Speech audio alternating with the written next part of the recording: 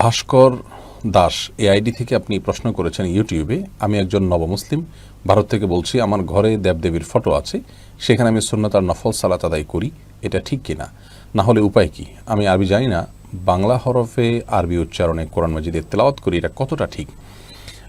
ভাস্কর Das ID থেকে যে নবমুসলিম ভাই আপনি প্রশ্ন করেছেন, প্রথমে আপনাকে আহলান ওয়া সাহলান।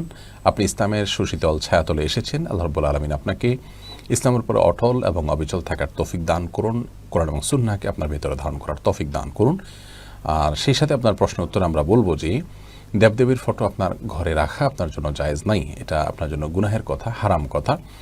যদি এটি রাখতে আপনি বাধ্য হন কোনো পরিস্থিতি বা সিচুয়েশনের কারণে, তাহলে সেক্ষেত্রে সালাতের সময় সেগুলোকে ঢেকে দিয়ে কোনো কাপড় চোপড় ইত্যাদি তারপর সালাত আদায় করবেন, বা এমন কোনো জায়গায় সালাত আদায় করবেন যেখানে এগুলোর কোনো ছবি নেই।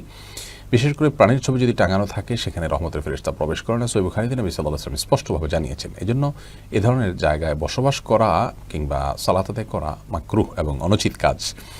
আর এই ছবি টাঙানো এটি নিষিদ্ধ কাজ, বিধায় এটি করবেন না। আর যদি আপনি বাধ্য হন তাহলে সেক্ষেত্রে আপনাকে করণীয় আমরা বলেছি। আর দ্বিতীয় প্রশ্ন হলো যে আরবি জানেন না, সেই হিসেবে বাংলা হরফে আপনি আরবি কোরআনের তেলাওয়াত করবেন কিনা? এর উত্তর হলো না, বাংলা হরফে আপনি কোরআন তেলাওয়াত করবেন না। কারণ হলো কোরআনে কারীম আরবি ভাষায় এটি বাংলা বা অন্য কোনো ভাষার কোনো অক্ষর দিয়ে সঠিকভাবে উচ্চারণ করা সম্ভব হয় না, যার কারণে এখানে বিকৃতির সম্ভাবনা আছে। আল্লাহর কালাম বা আল্লাহর কথার মধ্যে বিকৃতি, এটা অত্যন্ত ভয়াবহ একটি বিষয়। এই জন্য আরব অনারব সব দেশের ওলামা একরামই এই বিষয়টিকে নিরুৎসাহিত করেন এবং নিষেধ বলে ঘোষণা করেন। আপনি কোরআনে কারীমের আরবি সহ তেলাওয়াত করার চেষ্টা করবেন, অনলাইনে অফলাইনে বিভিন্নভাবে। এটি আজকাল অনেক সহজ হয়ে গেছে আলহামদুলিল্লাহ।